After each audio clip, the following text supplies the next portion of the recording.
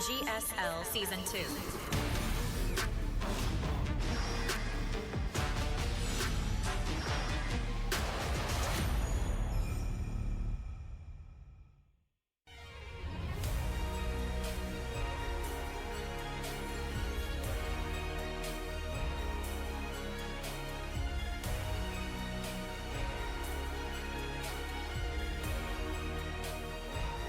And welcome back, everyone. Welcome back to another season here to the playoffs of the GSL 2026 Season 2 playoffs. The final day here of GSL of 2026. We are here. We are back. We are live. I'm, of course, just live VIP with you. I'm joined by State Tasteless in the background. I believe Maddox should also be should also be translating in Korean for the English viewers. Of course, should be translating. Maddox will also be at the venue. Otherwise, we are back. And who is casting Korean? Ryung is back there. Last season, they had Ryung and Solar. Do they have Ryung and Solar again, or do we have a different duo? We're censoring the co-caster's face. I don't know who that is. Is that Solar? I don't know. I know it's Ryung. It's Ryung and someone. Regardless, we are here. We are back. And again, it's been an intense season of StarCraft. Intense season of GSL, and now we have our top four. We have our top four players here. We have a live event as well. Shout out to all the fans that have come into the studio. Of course, this is an offline event over in South Korea. This event, of course, was open to foreigners, and we did have Clem competing, but Clem, he got knocked out in the earlier rounds. And instead, we have four players here. We have two Terran, one Protoss, one Zerg. We have Maru, Cure, herO, and Rogue. We have our top four players, and we're about to crown our champion this season. Now, I say the final GSL of the year because we do have a Patreon. We do have some crowdfunding available to fund a Season 3, but so far, we have not reached that goal. We have not reached the goal for a third season of GSL. We're almost there, almost, but not quite. And I don't know what the cutoff period is exactly for that. So we might still be able to fund a Season 3. But that's a maybe. That's a maybe. It comes down to the supporters of StarCraft. It comes down to the fans, of course, to be able to fund a third season this year. Otherwise, 2 seasons and GSL CK is what we are going to be working with. Speaking of crowdfunding, there it is. We have our crowdfunding here. We do have on Soup, you can be a Code A or Code S supporter over on Soup as well on a monthly basis. Otherwise, there is the Patreon, patreon.com/GSL. That is a way to support GSL, to support and fund Korean StarCraft. As you can see, we did reach the first goal of having 2 GSL CKs a month. That was at $6,000. Meanwhile, at $10,000 is for a GSL Season 3 to be made a reality. And I believe the last we checked in, we had around just under $8,000 funded per month. So not quite making it to a third season, but it's also been 2 weeks since that last check-in, so it's possible. As there it is, we have exceeded $8,420 a month combined support here on Patreon and Soup. And again, that does confirm multiple GSL CKs, but it does not confirm a third season of GSL. Not yet, at least. We're still making our way there. We're still making our way there, and we're still going to be able to promote the Patreon and promote Soup during the GSL CK broadcast at least. But for the time being, this is the last season of GSL this year, unless we do reach that goal later on. True. Oh, there we go. Here we go. And again, we do have our top 4 players. And again, if you want to help support, you can do so via Soup or via Patreon. You can help support GSL. You can help support StarCraft. Big shout out to our supporters, to our patrons and Soup supporters, of course. Here we have them. I still see Kronos, of course. I see Peridista as well. True. I see some known Korean StarCraft fans out there. Clément. So big shout out to our supporters, of course, over on Soup. Again, different platform than Patreon. 2 different platforms, 2 different ways to support. Soup being a little more Korean friendly, of course. And there are the patron supporters. We have those with an SC Awards and GSL Champion tier patrons as well. Of course, a big shout out to Manifesting Good Posture. Let's go. The best supporter out there. Manifesting all the good posture. We have a G5L Champion supporter as well. Oh, I think for the first time we didn't have those earlier. True. Unless I missed them. So big shout out to all our supporters as we delve into our big offline event, the semifinals ahead of us here Vamonos, Vamonos. There's a lot to get into, of course. I know that there's a lot of noise and there's a lot of hype and there's a lot of discussion regarding the PTR. That is true. Obviously, this event is not taking place in the PTR. That is not happening. But a future season maybe on the new live version of the game. Of course, that would be a GSL Season 3. For now, though, again, players have been fixating and focusing purely on the live version of the game because of GSL, because of Masters of the Game, because of Homestreet Cup on the horizon as well. There's still a lot of big premier events that are focusing on the live version, so not as many people have been able to indulge in said PTR. But I'm sure there are going to be some people asking, like, yo, is this going to be in the PTR? Then no. It's not going to be in the PTR. It is in the live version of the game instead. Meanwhile, it looks like it looks like we do have a bit of a raffle. I say a raffle, like a bit of a giveaway here with some mice from one of our sponsors over at the Soup Studio. You can see the casters will handpick the wittiest cheer sign among the on-site fans and will gift a prize. Okay, so we're looking for the wittiest cheerful. Interesting. So it's like, get your puns going, Pappy. For the weird cheerfuls out there, it looks like top 3 will be earning a mouse pad. Will be earning mice. I think there's also some mouse pads available as well, from what I can tell. Now, when it says the casters will handpick, will it be English casters or Korean casters or both? That's the real question. Meanwhile, here are the standings so far in GSL. In Group A of the round of 8, we had herO and Cure advancing on over Classic and Clem. That was the group of death, if you recall, where any combination of players could have made it out. Meanwhile, we had Group B also take place with maru and Rogue advancing on over Shin and Zaun, where the top 4 this season are the same as last season, except we did switch Rogue for Shin, or Shin for Rogue. Where Shin, he was the top 4 Zerg player and even top 2 player in Season 1 of GSL. Here in Season 2, Shin did not make it to the group stage, and we have Rogue stepping in his place as the Zerg representative. And we'll see if he'll have anywhere near as much success, as we have a brutal first round match here. It's going to be herO versus Rogue, a PvZ to kick things off, followed by a TVT between maru and Cure. There's a lot to discuss, for sure. There is a lot to discuss.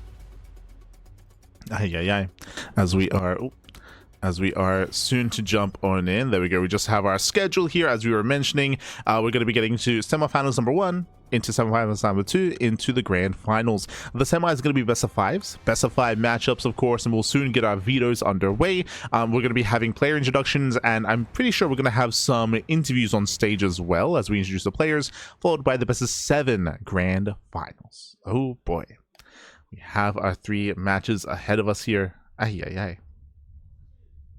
Likewise, bienvenidos all in the chats. Kashim, was Kashim there? I missed him. Este Kashim. When it came to the supporters. Don't forget to up the stream. True. Oh, my apologies. Don't want to get rid of my cam. Whew. But again, it's been an intense season of StarCraft here when it comes to our top players, when it comes to the meta shifting as well. But oh my god, we have our interviews. Take it away. All right. Let's talk with herO first, the defending champion. Greetings. Well, you're the first one coming, like last season, always coming first and having a practice. So how do you feel? Well, I'm feeling really great right now. My form is really on top, like very sharp. So yeah, if I don't get nervous, then I'll be fine. Well, you have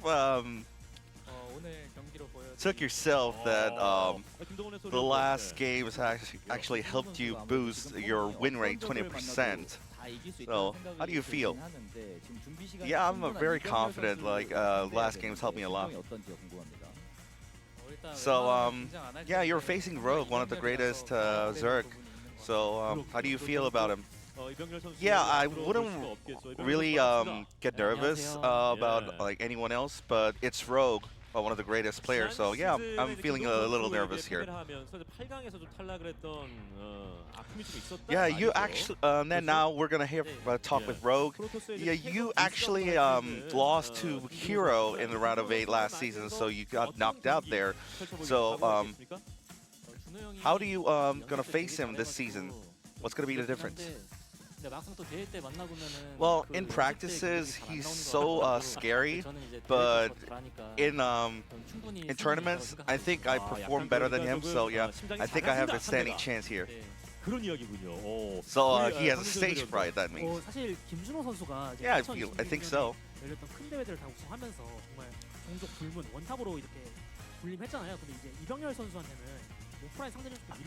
Well, you have a lot of tournament wins in both online and offline, herO, but you still have a losing record against Rogue.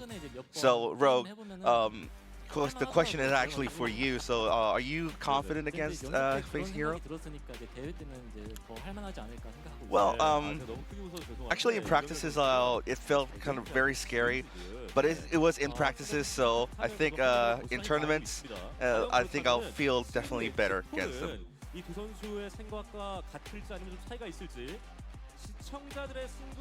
So let's check about the predictions for our viewers. Well, 80 versus 20 towards herO. Well, Rogue, you look a little shaken. How do you feel?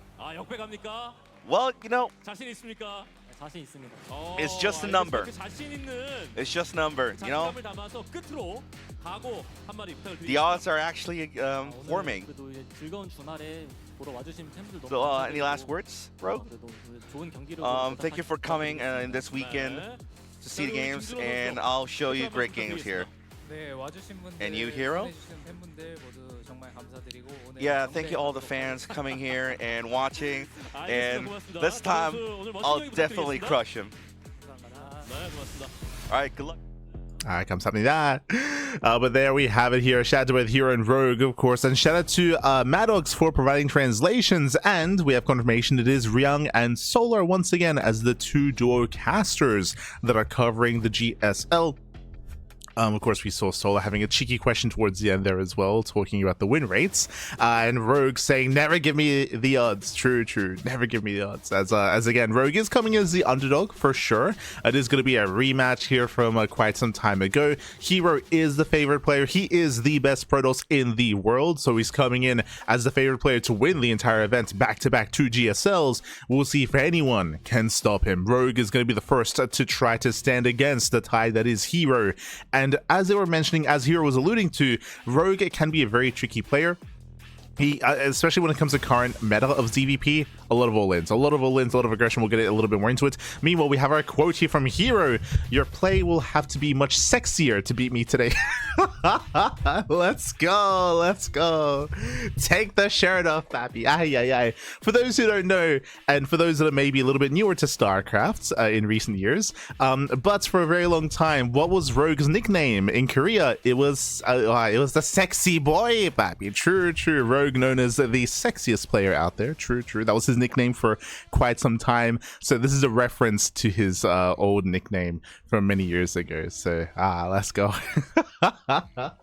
Este Rogue. But yes, that's a deep cut.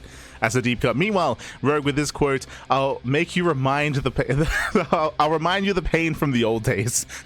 I did restructure that a little bit, but there we go. So again, Rogue back in the day, he was he's a reigning world champion, right? Like back in the day, referring to pre-military service and pre-EPT era of StarCraft.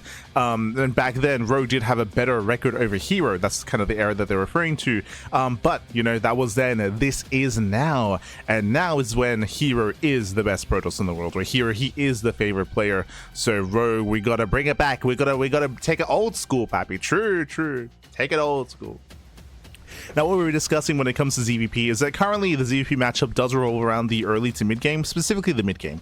There's a lot of mid game all-ins, 2-base all-ins, 3-base all-ins, a lot of 3-base play in general to avoid the late game. That is kind of what ZVP is all about nowadays. Meanwhile, we have our vetoes. Rogue gets rid of Tourmaline and 10,000 feet. Interesting. Meanwhile, herO gets rid of the Mothership and White Rabbit. herO's vetoes make sense. Mothership, there's an RNG factor when it comes to spawn location. White Rabbit is a very large map, but also the bases are very spread out. It's very difficult to be defensive on White Rabbit. So herO's vetoes make sense in my mind. Rogues are interesting because 10,000 feet is defensive, that is true. But Tourmaline, I would have expected Rogue to be favored, but they were making reference to something earlier, talking about practice, how they were practicing together. And herO, he does like to be aggressive. So we'll get into it. This morning in the right corner of the Old Republic, we have the South Korean Protoss player representing SKT. It is herO.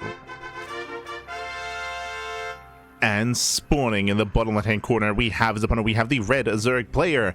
It is Rogue. Let's go. Let us go.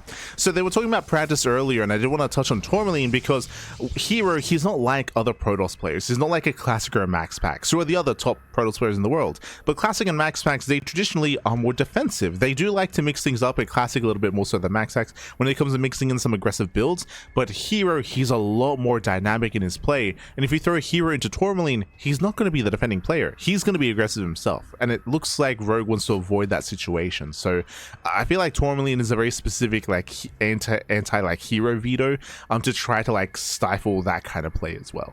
So interesting veto process. With that, we're loading into the Old Republic. Old Republic is a larger map of the map pool, a little bit longer by a longer distance by ground, that is true, but what is open on this map, what is exposed on this map, specifically the 3rd and 4th base locations. We have seen many a player struggle to defend the 3rd and 4th locations on this map. This map typically favors Zerg players in ZVP because Zerg players, they often gain map control first, they build up to their 3 to 4 base economy, and then they're hyper aggressive on that, typically going into a Ling Hydra based all-in to break the 3rd and 4th location. And Protoss players do have a harder time being defensive on this map. But I just mentioned that herO, he's known for being aggressive on maps that allow for that to happen, to try to beat the Zerg player at their own game.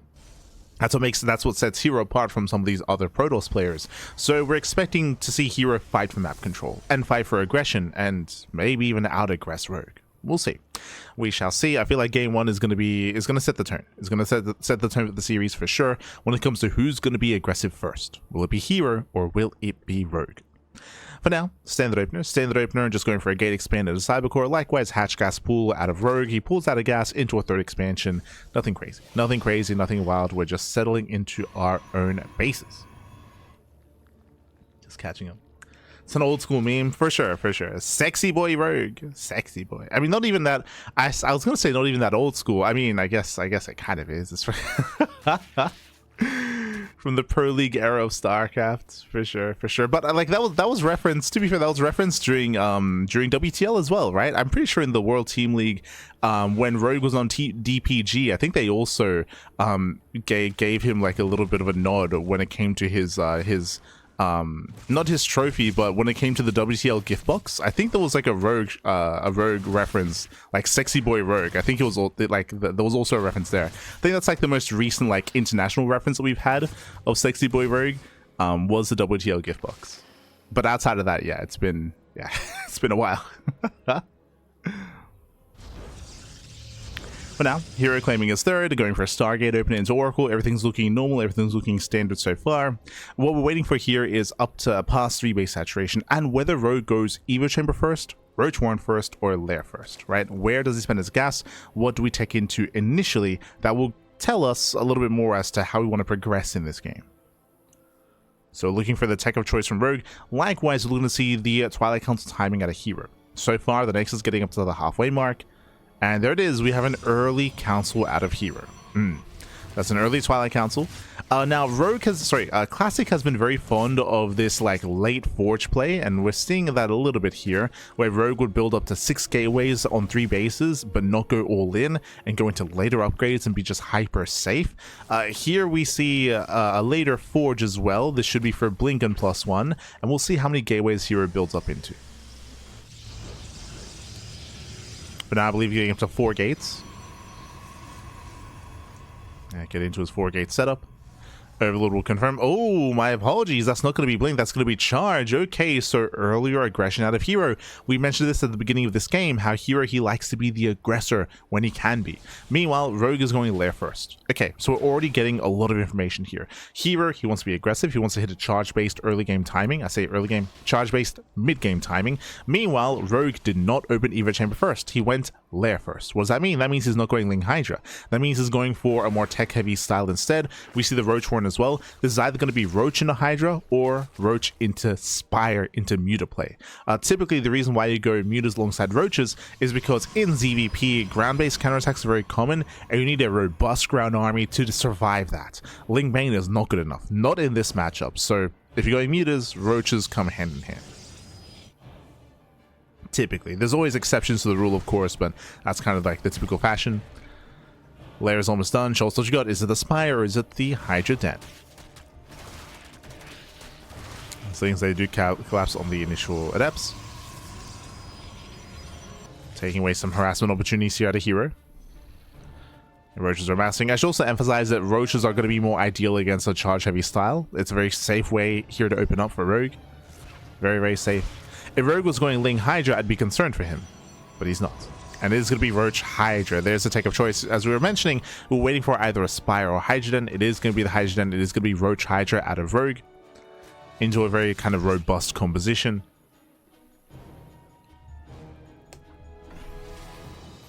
Oh, he's going for all three. Okay.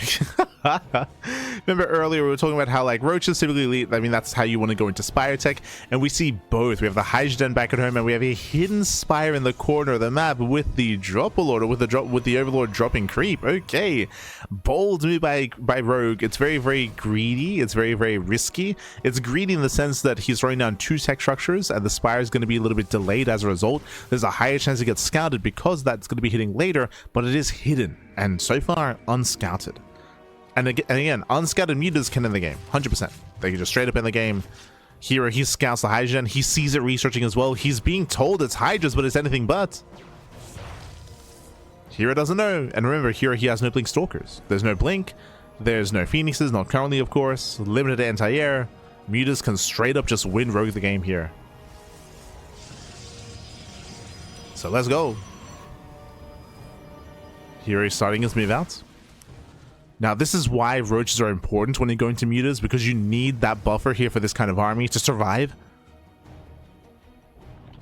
As here comes herO is pushing. Muta production has begun. And so far, I mean, it's still going to be a very tight hold here for Rogue, but Rogue, if he can get the Mutas on top of the High Templar, if he can force out the Storms, focus them down ahead of time, then he can clean this up. Salsa collapse on the base. 10 mutas are now arriving. Storm in the Lings. Nice Storms. That's 2 Storms so far. And we're going for the dive. Yeah, we're going for the dive. The mutas are revealed. He reveals the mutas. Oh, does force out every single storm. This is what, 2 storms left. Oh, the Roaches get cleaned up. Do we have one more storm? No. Yeah, 0 storms remaining. There's no anti-air. Archons are morphing in. Zelta they need to do more damage. They need more damage here. They kill 1 base. They need more than that. The Archons, they hold their own. Zelta busts into the mineral lines. Roaches are trickling in. But again, can we break the economy? It's still close, and it looks like herO is. Wow, herO, he breaks through the Roaches. He breaks through the Roaches. Cleans up the mutas. GG gets called, and herO, he barely overwhelms in time. herO takes game number 1. Whew. GG, well played. herO, he did push with a very crisp timing there of charge with an Archon, with Storm as well. And we spoke about at the start of the series, again, herO, when it comes to these aggressive maps, he will be the aggressor. He did not scout the mutas, but he was still going for his own push. He was still going for his own timing attack. He still hit with Storm. He still hit with his mass charges, of course. And he was able to break Rogue ahead of time, cutting Rogue off from his own build. Ideally, what did Rogue want? If herO was defensive and more passive, then Rogue the muta spawn, he gets into the mineral lines, kills probes, herO has a hard time keeping up and defending, herO is maybe forced into a base trade, into an all-in, and then Rogue has plenty of time to deal with it. But herO, he was proactive, right? He was proactive when it comes to aggression, proactive when it comes to his push, and Rogue was barely unable to deal with that. GG. GG, well played. With that, we're getting into game number 2, going to be loading into Titor Citadel. Here we go, as herO does take a lead in the series. And I mentioned this earlier here, that Old Republic does kind of set the tone for the series, and it has, right? It has. That herO, again, when it comes to these maps that do favor aggression, he will be in your face, he will be looking to knock you down, and trying to cut corners against herO and be greedy and rush into higher tech like meter play is going to be punished. And here we go, spawning in the top left-hand corner of Title Citadel, we have herO for T1. And spawning in the bottom right-hand corner, we have the South Korean Zerg player, the red Zerg, it is Rogue. Again, herO didn't even know that Rogue was going to Mutas. Like, he had no idea. He thought it was going to be Roach into Hydra. Regardless, his goal was to kill Rogue, and he did it. Killed it. As Mutas, struggle defensively. Now we're leading into Title Citadel. Now, I don't think that's the last time we see Mutas in this series. I'm pretty sure we'll see it again at some point, but 2 games in a row, less likely. Welcome to Title Citadel. Title Citadel is a larger map in the map pool. Does have very spread out bases, so defending your 3rd, your 4th, your 5th base can be very difficult here on Title Citadel, depending on how you expand. From Brazil, long-time fan, stay until 5 AM to get a ticket. Love my girlfriend Yanka. Para galera, obrigado, papi. Let's go. Meanwhile, GSL, I can't understand that Korean. If you remember, we're looking for the wittiest of cheerfuls, and it was wholesome for sure. I wouldn't call that witty, but a big shout out to the Brazilian fan in the chat. Big shout out. Fala galera. Fala galera. Let's go. Love to see it. As from here, we are still going to be opening up. Standard opener so far. And once again, we'll see who's able to be active on the map first. Now, when it comes to Title Citadel, depending on expansion locations here, I do think that especially if herO were to take the triangular 3rd and then expand into the map or on the top side, like these bases are a little bit closer together, but you are still spread far apart from your own natural base, so it's still a difficult position to maintain. So yeah, we'll see how herO will approach this. Title is one of the more vetoed maps as well. The problem is that if herO is forced into a longer and later game, there's a gold expansion that's just free for Rogue to take as well, so that's also another factor to bring in and to bring up. There is that gold expansion. So we'll see if we go for an earlier blink timing this time. We shall see.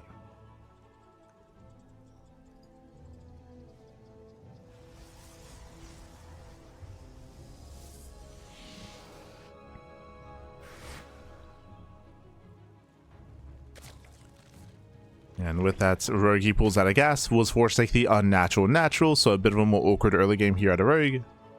Droning, saturating, Stargate open out of herO. Just standard play out of both players so far, outside of the fact that, of course, Rogue's bases are spread out.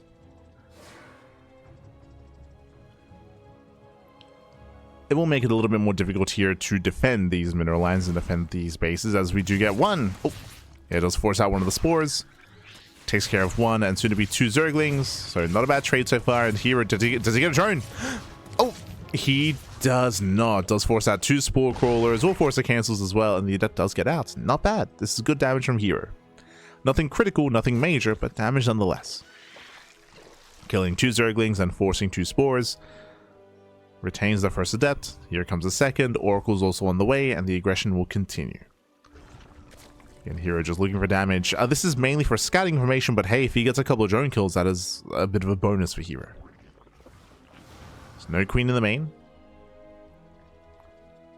There's no queen. Oracle moves in. I believe the Spore should finish in time to defend the main base. Yep, the Spore is done.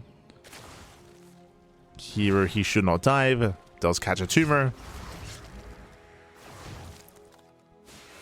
And herO just speaking more Zerglings. Gets 2 more. Yeah, 2, 3, 4, 5, 6 more Zerglings going down.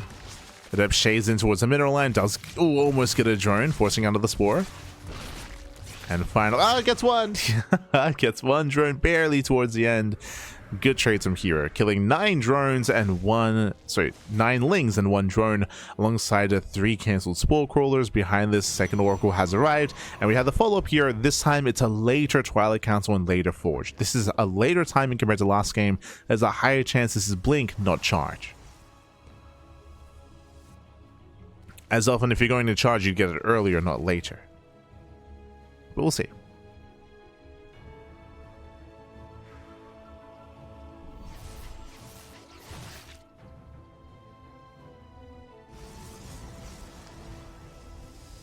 Oh, meanwhile, sorry, I did miss this, but Rogue this game did go Eva Chamber first, not Lair. Remember, last game was Lair first into Roach Horn into Hydra and Spire. This time, Eva Chamber first, Screams +1 melee into Ling Hydra. So this time it's going to be a Ling Hydra composition. Fun fact, if this was charged from herO, then herO would have an easier time in the mid game, but instead it is going to be Blink Stalkers. So for now, Rogue is going for a very standard style here, very standard tech of choice, going Ling Hydra. This is what you want against a more Blink heavy composition. So far this is looking good for Rogue. It's looking good. He did invest quite heavily into all these Zerglings though, and we'll see if it's worth it. As he does try to come in from behind. Nice SimCity though. Ooh, locks in some of the Zerglings. And herO trades well. He does trade well. Behind this, taking up in towards Storm.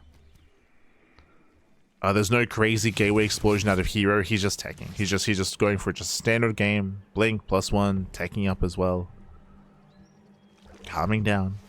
The Oracles, they keep eyes on the bases. They almost catch transferring workers, almost. As we should soon be seeing that Hydrogen. Yeah, Rogue even double expanding, going for the gold expansion as well. There's a Hydrogen, there's a Baneling Nest. So Ling Bane Hydra. And Rogue is running up to 4 base saturation. Oh, he once again goes for the Spire. So 2 games in a row, he goes for the Hydrogen and the Spire as well. This is, I mean, there's less of a chance that herO would believe that this is coming his way, but this actually could work well here for Rogue. We'll see. As the Oracles, they dip into the main, they're going to be zoned away. Now, the reason why this might work better for Rogue this time is because herO, last game, was going for an early charge Storm timing attack, right? Like a very, very early push. This time, herO is not. herO opened up Blink. Blink is a way to harass, is a way to fight for map control. You can go for 3 base all-ins with Blink, but that's not what we're seeing here. So, herO is being less aggressive this time. He's being less aggressive, so there's a chance that Rogue can actually build up into his mutas. On the downside, though, herO, he's already got... I see. Right. I was like, he's already getting cannons in the middle line? Why? He got the revelation. So here, he scouts, he knows, he's aware of the Spire, he's getting cannons and batteries in the middle lines, and he pushes. He pushes with his High Templar, with Storm as well. This is a little bit risky here, because there's a lot of Lings active on the map. Yeah, a lot of Zerglings. Stalkers, they depend back at home. Ideally, Rogue, he wants to collapse on the High Templar from behind. Banelings are amassing. No Baneling speed, though. Ooh, yeah, no Baneling speed. Lings get caught. Oh my god. Yeah, it does force an Archon. Those are the final storms. I think there's maybe 1 storm left. Yeah, the final storm mainly zones away the Hydras. They were all forced to be spent because of the Ling Bane. And Rogue, he defends. Rogue, he defends. He holds on. Rogue, he shuts down the push. As I mentioned, Ling Bane Hydra has a much easier time against these storm pushes, as he forced all the storms early. He forced them early. And he snipes every High Templar.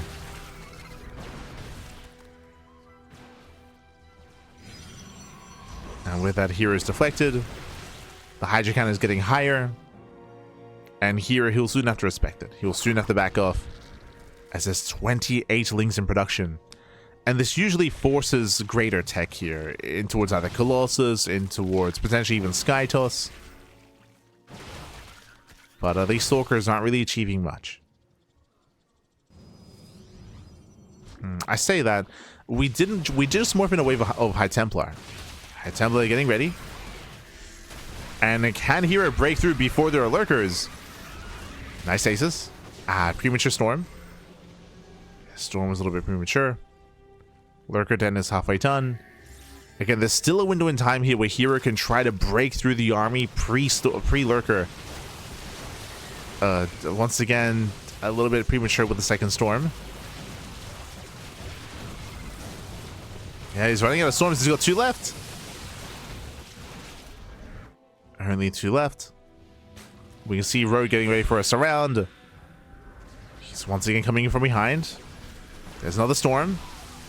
Again, we are running out. Nice aces once again. Very nice aces trap. But we come in from behind. We collapse on the High Templar, and that's every Templar going down. Some wasted storms, and herO's army is plummeting. Lurker Den is done. A Hive is on the way.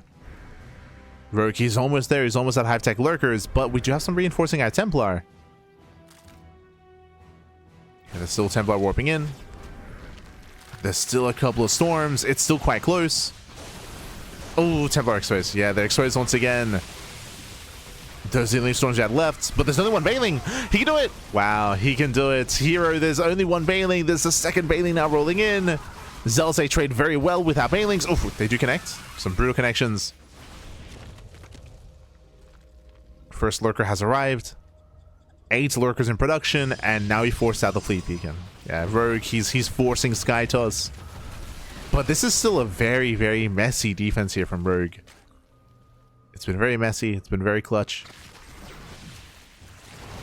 herO, he's been so quick to reinforce with High Templar. Like, he almost doesn't run out of storms. Like, he runs out, but then he just reinforces with like 3, 4, or 5 more Templar. The wave of storms, they continue. And herO, he isn't doing any critical damage to rogue, but he's forcing these trades, and it's making sure that rogue doesn't outscale. Like, rogue, his army supply is quite low because he just keeps fighting. He just keeps fighting, keeps trading. He hasn't been able to really build up. Not the way he wants to. Lurkers, they rotate over. Stasis traps on the way. Ooh, catching out one of the Lurkers. The gold base is cut off. He cuts off the gold expansion. Massive storm on the Lurkers as well. 1 Lurker goes down. 2 Lurkers go down. And the gold base is forfeit. Ay, ay, ay. rogue, he'll lose the mineral line and the expansion. Massive pickups here. And even with the Lurkers, they were just out of position. rogue, he was out of position. He was spread thin. We spoke about this at the start of the game. And we were talking about it in context of the defending player, assuming that it would be herO being defensive. Remember what we said, the bases on this map are very spread out. It's hard to defend and rotate and defend these fringe expansions. And in that context, I was referring to herO having to be the defender. But once again, just like game 1, we spoke about it. He set the tone for the series. herO has been the aggressor the entire game. rogue has been stuck at home, and it's been rogue that's been struggling to rotate to keep up with herO's army. He has been struggling. The gold base goes down. Lurkers have arrived, and herO, he rotates to the south side. We have another pack of Lurkers. True. That's a lot of 14 Lurkers. Down to 13. So 1 Lurker gets called out. herO once again rotating. Mothership has arrived. And it's on rogue to keep up with these rotations and to try to get a 5th. But as you mentioned, it's so difficult to maintain a 5th base on this map. Bailing's here roll. Oh, oh my god! The Templar! herO not looking. Massive connections. That was what, 4 or 5 Templar going down. Insane connections. Yeah, herO not paying attention. He does still deny the 5th base, but those were some expensive losses for herO. All it takes is a couple of Bailings. That's all it takes. Rogue's still in this. Again, massing up more Lurkers. The issue, though, is... Oh, god, as rogue, a very bold move. He does go for a counterattack. He breaks out with his Ling Bane and with a handful of Lurkers as well. Yeah, he does try to break out. Revelation on the Lurkers. That's going to be 4 Lurkers going down. Now, the purpose of this breakout here from rogue, as he does force the army back home, is to get a 5th base. So rogue, he's trying to re-expand. He's claiming the gold base once again as we speak. This is an expensive counterattack out of rogue, and it's only going to be worth it if he gets his gold base up and running. It's coming up on halfway done. It's coming up. And the other scary thing right now is that rogue is being outscaled. By what? Well, initially it was rogue he had to get to Lurkers to survive. True, go to Lurker Tech, and now he needs to get up to Corruptor Tech to deal with Tempest, because Tempest will outscale Lurkers, and we have 5 Tempest already. Lurkers are good, Tempests are better. It is possible to deal with a low amount of Tempest with Hydra Viper, and there are 17 Hydras, but Vipers aren't ready yet. We have 2 Vipers in the production tab, as you can see, but they only just started. The Vipers are not ready, and the Tempests, they can just bully this army. Yeah, they can, they will bully. Where are the Storms? We need Storm to punish. If the Hydras ever get close. Oh, there's the Storms punishing. Hydras, they pull away. Massive Zealot counterattack breaks the gold. And rogue is just being torn apart. He's being torn apart, and what is really telling the tale of this game is the banks. You can see that herO, he has 1k bank essentially of gas and minerals. Rogue, he's spending everything he can to survive. Just spending all his money to just throw. Oh no! Going back into the storm. Just trying to survive, Pappy. Ooh, one Tempest almost gets caught out. Tempest getting low. We need those abductions. Celebrate cannot break through. And hero's forced back home. He's forced back home. I think hero may have left a couple of Tempest idle, and I want to say one Tempest just got picked off. It was either a Tempest or an Oracle. Nah, the Oracles are together. It must have been a Tempest. So I believe some Tempest were just thrown away off screen. Yep, you can see they're down to 3 Tempest. There should be around 6. So some Tempest just got caught. But Rogue still cannot expand. And he still can't expand. He's been trying. I say that 5th base getting up and running here on the top side. Does get spotted. Zealots, can they break down the expansion here? They go for the mineral line. Okay, not bad. Jesus, that's a lot of drones. That's a lot of drone kills here. Despite the lurkers, 11 drones go down.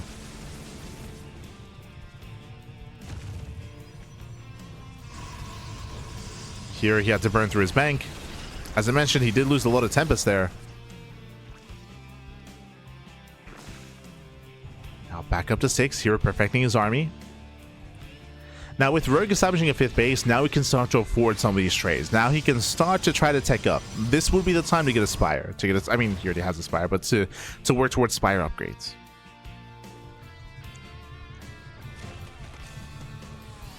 Start working on those upgrades. I mean, for now, Rogue is still trying to max out. True. His drone count is lacking. He has to re-drone after losing all those workers.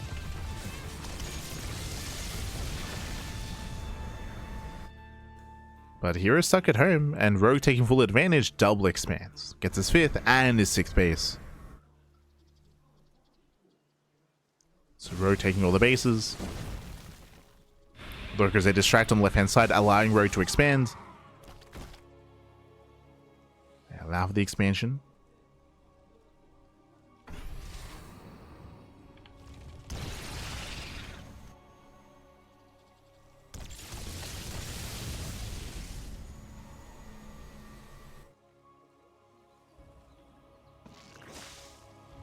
You can see the observer pointing out there's only 1 Viper so far. We have 2 more on the way. And we are building up a critical mass amount of Archons. 7 Archons, 5 Immortals. That'll be ideal against Lurkers and potentially Ultras as well. So he has a nice combination here of Archon and Immortal for his ground army. See Rogue going for a big counterattack. Oh, Lurkers out of position. Yeah, here is tempted. The temptation's too strong. Here he will get a base. At the same time, here comes a counterattack, and here does he recall? Does he turn around? Does he commit? Does he keep going? The answer is he does. Yeah, Mass Revelation. There's only 4 Lurkers to defend. Oh, we have more coming in. Okay, that's a lot of Lurkers. Archons, they try to break through. That's a lot of Archons going down. High Templar exposed. Messy fight here from herO. Yeah, very messy. As here he will finally lose that base. Ooh, but here he's breaking through. Not many Hydras left. There's just not much anti-air. We spoke about this earlier, but you need that switch into Corruptors against a massive amount of Tempest. And without it, Hydras, they struggle so much. They're not good enough. As detection's not available, herO turns around. It does turn back around. We'll clean this up eventually once he gets detection. There's the Revelation. And herO did lose a base on a full mineral line. That's 32 probes going down. herO, one thing that's killing him this game is his lack of economy. He's running out of workers. Like, herO has a better army, that is true. But if given time, Rogue will be able to build up a greater army himself. If given time. And hero's pushing. Hero's moving out once again.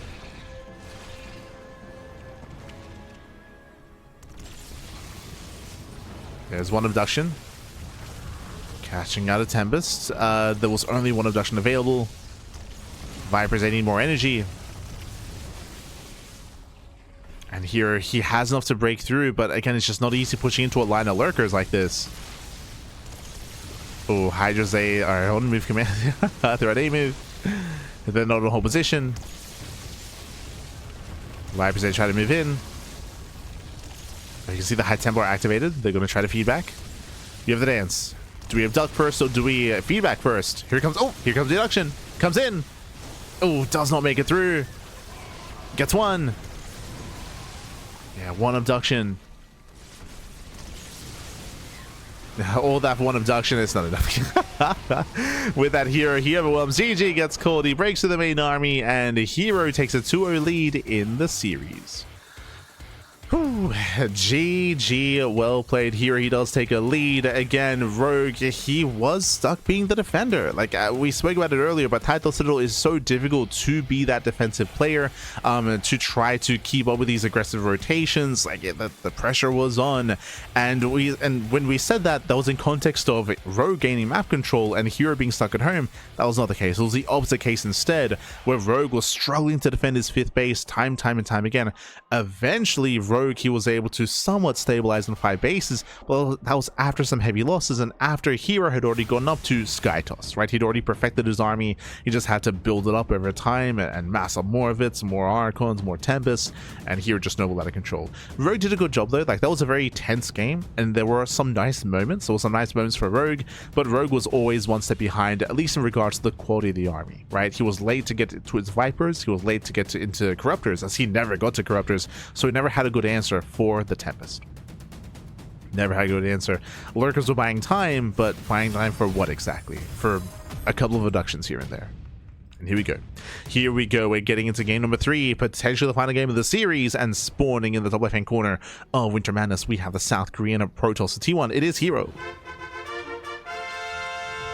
And spawning in the bottom right-hand corner, we have the South Korean Zerg player, the red Zerg. It is a Rogue. Let's go, the sexy boy himself, baby. Ay, ay, ay. Here we go, Rogue. He is here to hopefully make a series out of this. The pressure is on. Remember, this is a best of 5. It's a best of 5. First to 3 will claim the series, and the pressure is very much so on Rogue. Pressure is on. He did come in as the underdog here, but Rogue, he does have it in him to take it to herO. What I will say so far in this series is that herO, he has been able to out-aggress Rogue. Both Game 1 and Game 2, Rogue did go for some hidden Spire tech. Game 1, he was punished, and Game 2, he never got to indulge into said mutas. Oh, hey, rich people, please donate soup. GSL Season 3, sign some poor guy who loves SC2. True, support soup, support GSL Season 3. True, true. Oh no, he dropped the cheerful. Oh no. Someone save it. From LA. Let's go, baby. Let's go.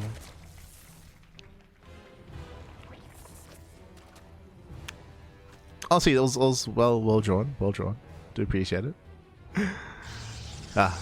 But sorry, I glossed over it, but that soup cheerful requesting for support from the chat and from the people out there did have some sunglasses for the 00 for soup, which I appreciate. It's got the vibes of taping a tuna can to the cheerful, you know. See, what we really should have, especially because Ryung is casting, we should have someone out there, you know, repping the tuna and giving him a shout out in some way. I'm just saying, we just need some tuna cans out there, okay? Where's the dong one, papi? Where's the dong one? Ay, ay, ay.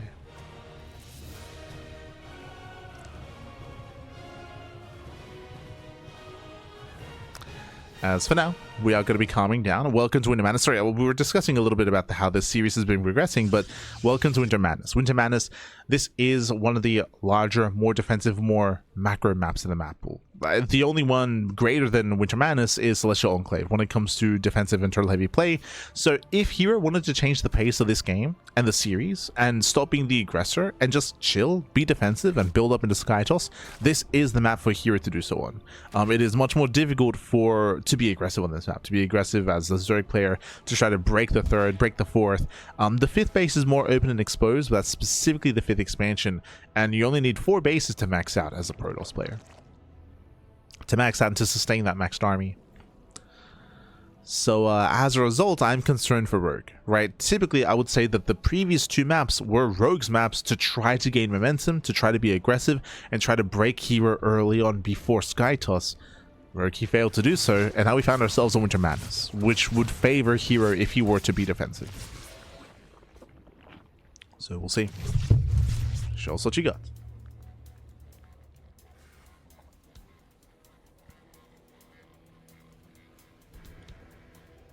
But now again, we're opening up.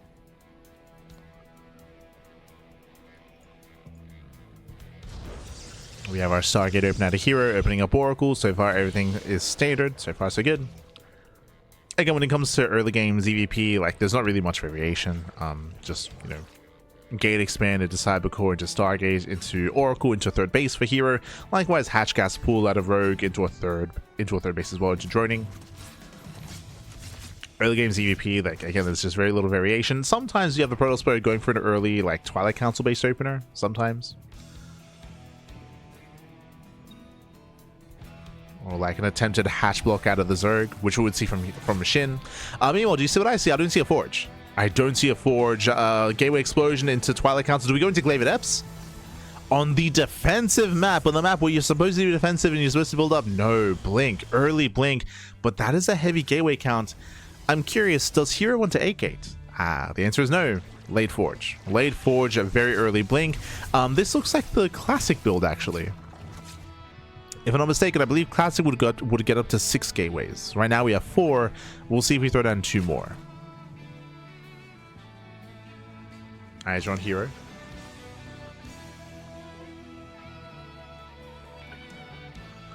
So getting into early 4-gate Blink, and now he's just taking up again. Taking up from here, getting to his own Temple Archives in towards Storm. But again, very early Blink out of herO. As a result, he can be active early on and start to apply pressure, as he does catch an Overlord. Not bad. Supply blocking Rogue. Rogue, he does have 4 Overlords on the way. I saw the number 7 there for a moment. But 4 Overlords in production to break out. And once again, Eva Chamber first out of Rogue, going to plus on melee into a more Ling Hydra heavy composition. I did see a safety Roach Warren out of Rogue, but that should just be for safety. Oh no, now we see Wave of the Roach Warren. Once again, 3 games in a row, Muta play. Or attempted Muta. 3 games in a row going for the Spire. Again, we didn't get to see any Mutas last game, as Rogue got shot down ahead of time. Oh, he got scouted, if you recall. Which is why we never saw the Mutas. So 3rd time's a charm. Show us the Mutas. Yeah, Soldiers they poke in. Remember, they can do so because of early Blink. But Lings, they come in from behind. Oh, the stasis. Oh my god, massive stasis. Stasis goes off and herO gets away.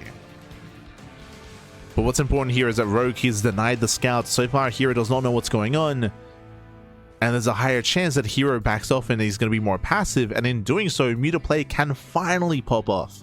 This is Rogue's map to go Muta. This is his time. He can do it. He can do it.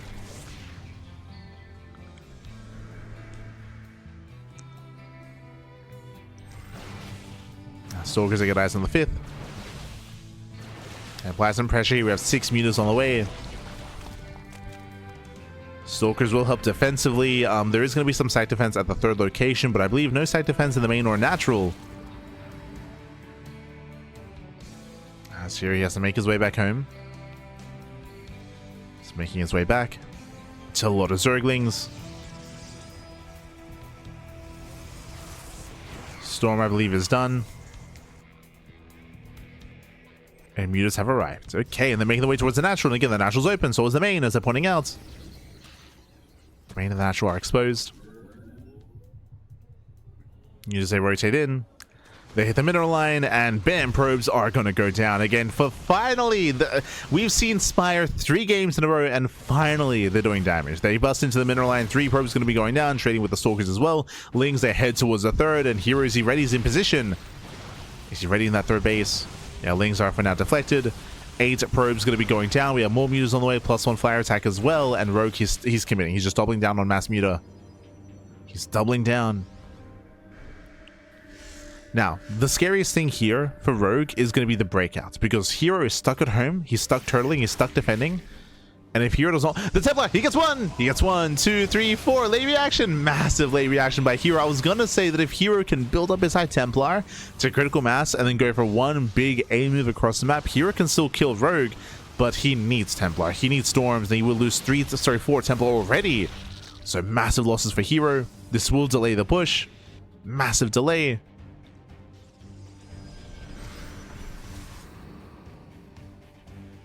As Rogue, he's once again rotating over, looking for a way in. Lings, they do move out towards left-hand side. Rogue is about to max out.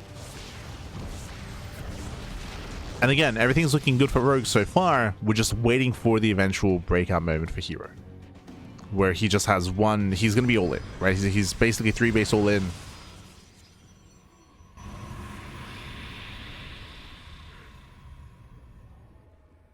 He's stuck at home. Yes, to battle some more Archons. Now, what I appreciate out of Rogue is that he's getting ready for that breakout moment, because we do have an insane amount of Archons right now. We're building up into even more. We have Hydras amassing. I believe ideally we would have Lurker Tech, though. There we go, 16 Banelings on the way. So again, if Rogue was going pure Muta, he'd be in trouble, but he is focusing on that ground army as well. As herO moves out, Banelings are ready. 18 Banelings. Rogue should be fine. If there were storms, different story, but there we go. Now he sees he scouts. Yeah, here he does. Ooh, we have one storm. Only grazing the army. Only does graze. One Archon goes down. There's 4 Archons left. Down to 4 Archons. And there's still more Banelings behind this. And again, if herO had 4 High Templar with this army, I would say that herO could break through. Without them, it's going to be... He blinks in. He's crazy. He blinks in. Yeah, he dives on the Hydras, and the Hydras are going to go down. herO's breaking through. Oh, my God. He's barely breaking on through here, but he bleeds out so many units in the process. Remember, herO's all in, and he doesn't have enough. Yeah, herO, he does not have enough. Barely not. As herO's being outscaled, Rogue is remaxing. That's all that herO had. And again, imagine a world where he had 4 extra High Templar, where he had like all those extra storms. If only. But you know what we do have is once again 1, 2, 3 Templar get caught out. 4 Templar even. Massive losses for herO. But we have a series. That's what's important. We have a series. We have a back and forth. herO may have been up 2-0, but he will not 3-0 here in the semifinals. We will have a series. We'll have a game 4 at least. Rogue is going to force that, and he might even force the ace match as well. But again, this was the best map for Rogue to go mutas on, just because herO was not aggressive. Right, herO, he was nowhere near as aggressive as the last couple of games because of that blink-based opener. Because of the commitment to tech. It was just a much more standard game out of herO. Much more standard. And of course, the Spire didn't get scouted. True. Did not get scouted. Mutas, they go for the dive. They force out the storms. Hydras, they have arrived, and they will deny the base. Again, herO cannot expand. He should never get a 4th base this game. It should never happen. Banelings, they zone away the Stalkers. More Hydras pushing in. As Rogue does get into the mineral line. Oh. It does break through. 10 probes going down. And herO just accepting this game state. Again, this time he got caught out by the mutas, Vappy. They caught him out. He got caught. Oof. As the High Templar goes down, more Lings flooding into the 3rd. Again, the mineral line has been broken. We have one final warping of Zealots. herO doing what he can, but there we go. Hands off the keyboard. He knows, Vappy. He knows. It's like, I almost 3-0'd. But GG gets called, and Rogue puts a point on the board. GG. Whew. GG, well played. Again, we have that back and forth here. Rogue showcasing that he can take it to herO, that, hey, 3rd time's a charm. We finally got the mutas out. We got the mutas out. We got him up and running. This time unscouted, and this time herO was not ready for any kind of main push. For any kind of counterattack, for any kind of move out. And with that, GG. With that, GG, well played. With that, we have a series. And what is our next map exactly? If you recall, I was focusing a lot on the vetoes coming into the series. I didn't quite see the map order. Where are we headed from here? Where are we headed? I know that Ruby Rock is still available, so we may load into Ruby Rock, which I would favor Rogue on typically, but looks like we're going on a short break. We're going on a short break. We're halfway through the series here. When we come back, we'll have game 4, potentially the final game, or do we go to the ace match? We'll see you soon. We'll see you soon in a couple of moments. Hup. GSL Season 2.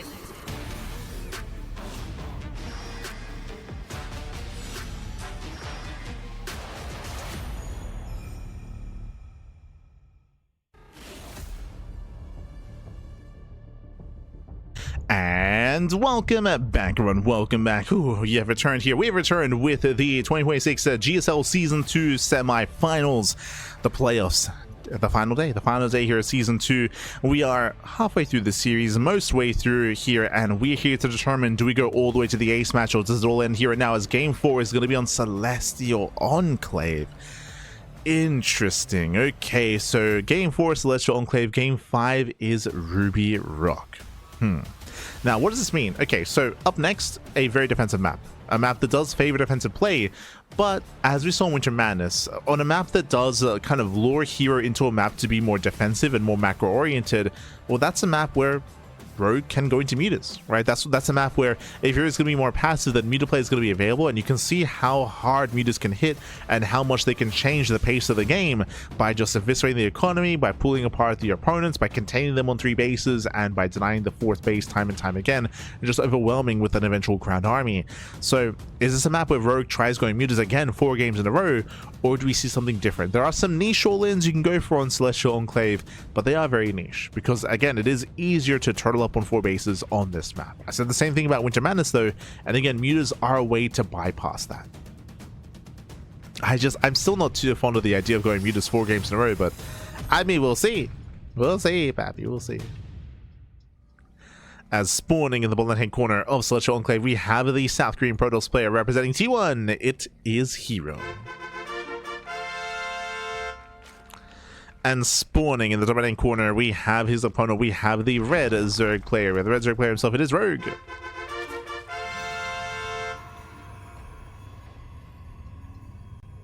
Here we go. As Rogue moves out with the drone. He does move out of the worker early on, going for the proxy hatch.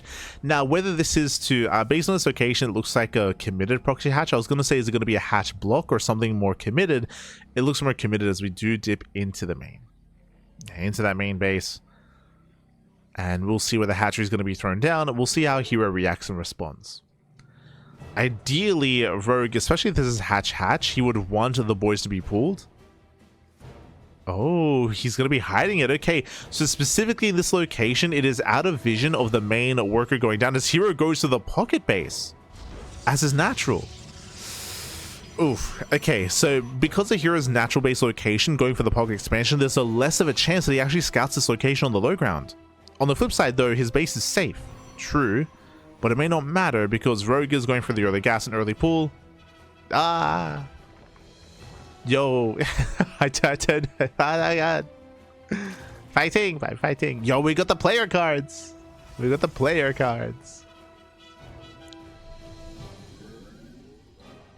Yeah. As here we go, the hatchery has been thrown down. It is early gas, early pull out of Rogue. He is committing. The boys are being pulled here to spine rush. He's going for the spine rush. He's going for the all-in. herO does go for a 2-gate opener. True. Does go 2-gate, but herO has yet to scout anything. He sees nothing, Bappy. He sees nothing, he knows nothing, but he does have control of the ramp. That's the thing. That's the big X factor. herO doesn't know what's going on, but at the same time, because of his expansion location, it's just hyper safe. So if herO can hold the ramp, he can win the game. If he can hold the ramp. The goal here is to spread creep to get the spine cores within range of the ramp. Creep is spreading. Spines are on the way. herO finally scouts. He sees. Yeah, he sees. He knows. He sees all the creep. Again, a late realization, which means, just delayed response. I'm going for the Stargates. Going for the battery. Yeah, more drones on the way, more spines on the way as well. Lings have already arrived, though, and that first battery is going to be cancelled. He's going to have to cancel. No, sorry, it finished. Okay, it does finish up. Spine coolers, as we mentioned, they're now within range of the ramp. Creep is spreading. There's the tumor. And if those spines get up the ramp, then I think that's game. Yeah, it's just such late of a scout. It's just such a late scout here from herO. It's so delayed. Void Rays will shut this down, by the way, if we can build up the Void Ray counts. Can we hold the line? Oh, the body blocking. Does try to body block here, but spine cores, they get up the ramp. He gets up. Ay. Yeah, it does get up. A Spore Crawler as well. That will help against the Void Ray. And the Spines are not getting within range of the batteries. Oof. Batteries under fire. Lings, they head towards the natural. The first Void Ray, based on the angle, can take down one of the Spine Crawlers, but we'll see. As we have another Spore on the way. Void Ray, where are we going? Ooh. Okay, does pull back. Going for the Queens. Queens are low. There's soon to be one Transfuse. There it is. Yeah, Transfuse here does connect. Or does save the Queen. Second Void Ray is on the way. Now going for the Spore, actually. Spore's getting low. No Transfuse. Oh no, the Spore. The one Transfuse available. The Spore survives. Now we have a second Spore. Battery's out of energy. And with 2 Spore Crawlers and with 3 Queens now, I don't know if we can do this. Yeah, there's the NG overcharge as well. 1 Spore Crawler goes down. Adept gets surrounded. And Rogue is doing it. Rogue is doing it. There's 1 Spore remaining. Pushing further in. I mean, hero's still maintaining his economy at least. And he does have 2 batteries on the top side. Okay. Yeah, God, as we have more Spores on the way. We got more Spores coming. They're coming, Bappy. The Spores are attempting to reposition. Yeah, Void Rays, they get 1, they get 2 Spine Crawlers. Okay, they're working through this slowly but surely. Third Void Ray has arrived. Queens are low. Gets 1. Oh my god. Yeah, barely gets the 1 Queen, down to 3. Gateways are going down, no Warpins. Yeah, no more Warpins, they get a full surround as well. The probe's underpulled. Oh, panic. Oh god, panic out of hero. No, he panics. Yeah, the panic recall. Void Ray goes down because of the panic recall as well. And again, Rogue has broken the main. With that, we're going to the ace match. We're going to game 5. Again, just a late scout out of hero, a late realization of what was going on. Proxy caught him off guard. Caught him out. I will say that there was a chance where he could have maybe held on, like if we had tightened up the defense, but GG gets called, and with that, we're going to game 5. GG. Whew. GG, well played. As I mentioned, there are some niche all-ins you can go for here on a Celestial Enclave, and that was a very niche all-in. Rogue was able to pop off. So game 3, we saw Rogue pop off with the Hidden Spire into Mass Muta. Game 4, pop off here with the early Cheese, with the early Spine Rush. Game 5, what is it going to be? We're getting ready here for the ace match. Going to be on Ruby Rock. Ruby Rock also favors aggression, by the way. Also favors aggression, so we're expecting more aggression and more all-ins. But now the pressure's on Hero. He was about to 3-0, by the way. He was about to 3-0. Now the pressure is on. As Rogue, he has momentum, and he's forced for game 5 on Ruby Rock. Again, Ruby Rock has a very difficult to defend 3rd and 4th base. The expansions on this map, it's similar to Old Republic in that sense, where it has more exposed bases, except it also has a shorter rush distance by ground. So this makes it even more aggressive. As a result here, we'll see what hero goes for. We're expecting would we go into charge? Is that too obvious? Do we go into early charge again? Do we go into early blink? I feel like early blink is the safest way to play this out, to go for the classic builds, but we'll see. We shall see us spawning in the top left-hand corner of Ruby Rock. We have representing T1. It is herO. And spawning in the bottom right-hand corner, we have his opponent. We have the red Zerg player. We have the South Korean Zerg. It is Rogue. Bringing us back from the brink here, winning 2 games in a row and forcing the ace match. We've made it here to game 5. That's all we ever wanted, Bappy. True. We have a game 5. Again, non-stop cheese and cheeky builds out of Rogue. Going for the Hidden Spire in game 3 and going for the Spine Rush in game 4. Here in game 5, what is it going to be? Hydra all-ins can work very well in this map. True, we could see German Taxi, Job Lord based all-ins as well with Roach Queen.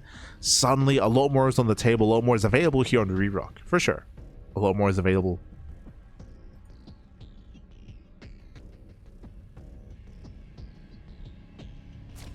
We go.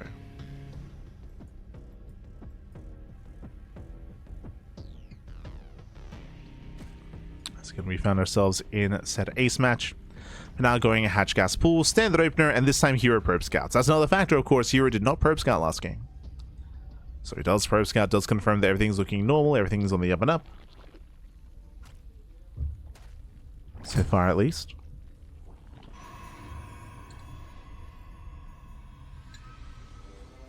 So standard openers into a standard early game. It's the early to mid game that I'm curious about. I want to see the Twilight Council timing, and I want to see the tech of choice from Rogue. Does Rogue go early Roach Horn, early Evo Chamber, or early Lair? Likewise, does herO, the timing of the Twilight Council, whether or not there is even a Forge. We're ready, papi.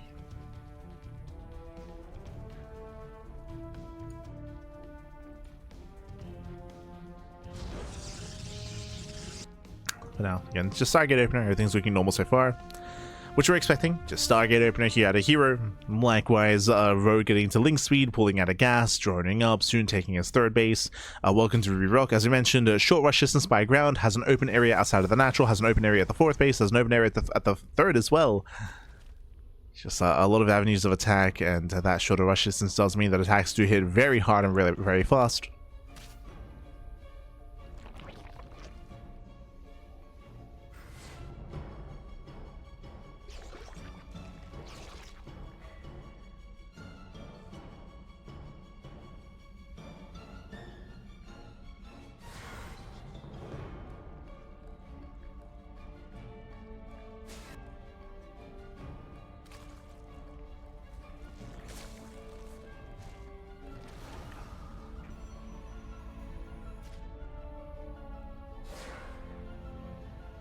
So now it is going to be the initial Void Ray, okay? So Void Ray open out of herO for the first time this series. Interesting. So Stargate is normal, but Void Ray first is not. Now going for an early Void Ray like this is designed to hunt down Overlords, night vision, night scouting, and we can hide something cheeky behind this. We can go for a fast Fleet Beacon, a faster second Stargate. We can go into Charge behind this as well, or early tech. So far, Void Ray first into Oracle. Now this tells me that herO, he will deny vision, deny scouting, but it also means that herO has a delayed scout himself and limited scouting potential. That's the power of Oracles. Oracles do an amazing job at defending, at getting across the map, at poking in, getting into mineral lines. Meanwhile, that's a very early Twilight Council. Are we feeling Glaive Adepts? No, that's a Forge. So Glaives do not coincide with an early Forge. Are we going into early Charge, like game one? Are we going to early Charge? We're just waiting for the Twilight Council to finish up. It feels too early for Blink with a Forge, right? Feels too early.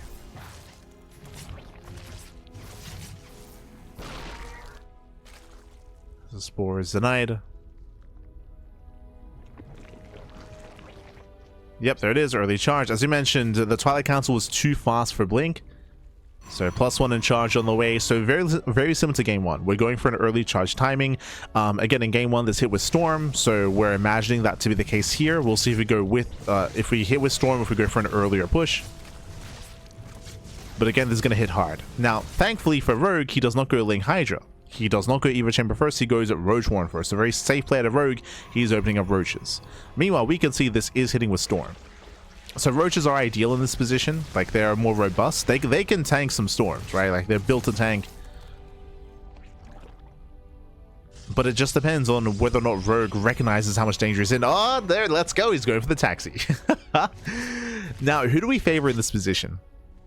So Overlord Speed is on the way. You never get Overlord Speed unless you're going for a German taxi, unless you're going for Job Lords. You can see the Queen's moving in, so we're going for a Roach Queen all in to move out across the map.